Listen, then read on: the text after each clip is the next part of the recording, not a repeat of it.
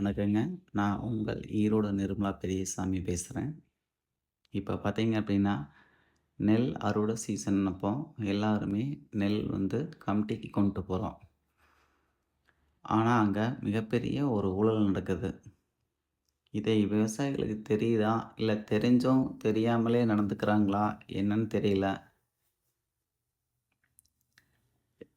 அங்க என்ன நடக்குதுன்னு பார்த்தீங்கன்னா, சாக்கோட சேர்ந்து தான் 40 கிலோ சிப்பம் புடிக்கணும்னு சொல்லி சொல்றாங்க.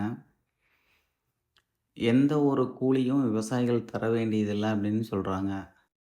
ஆனா, அங்க என்ன நடக்குதுங்கிறத நீங்களே இந்த பதிவுல பார்த்தீங்கன்னா தெரியும். நான் சில தகவல் கேட்டிருந்தேன். அதுக்கு தகவல் வந்து 30 நாள்ல தரக்கூடிய தகவல, அவங்க 50 நாளுக்கு அப்புறமா குடுத்துருக்காங்க.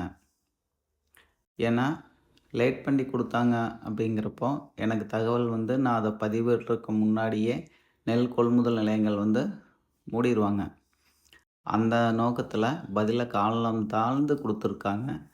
இருந்தாலும் இந்த பதிவ நான் ஏன் வெளியிடுறேன்னா, ஏமாந்த விவசாயிகள் நம்ம எவ்வளோ இழந்திருக்கோம் அப்படிங்கிறத தெரிஞ்சுக்கணும். அடுத்த முறை நெல் கொண்டு போறப்போ, அங்க போய் யாராவது ஒருத்தராவது, "ஏன் 41 கிலோ எடை வைக்கிறீங்க? எதுக்கு மூட்டைக்கு ரூ.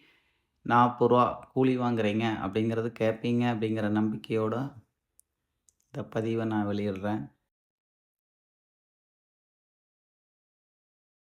இந்த பதிவ பார்த்துட்டு யாராவது ஒரு விவசாயிகளாவது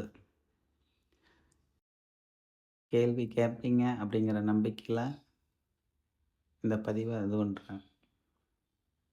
இந்த தகவல முழுமையா படிச்சு பாருங்க. ஒரு நாளைக்கு உங்ககிட்ட வாங்குற ரூ. 1 மற்றும் 1 கிலோ ஏமாத்தப்படுது. அதனுடைய மொத்த தொகை தோராயமா ஒரு நாளைக்கு ரூ. 60,000க்கு மேல விவசாயிகள்ட்ட ஏமாத்தி பெறப்படுது. அந்த தொகையெல்லாம் எங்க போகுது? யாருக்கு போகுதுன்னு தெரியல. மீண்டும் அடுத்த பதிவில் உங்களை சந்திக்கிறேன். வணக்கம்.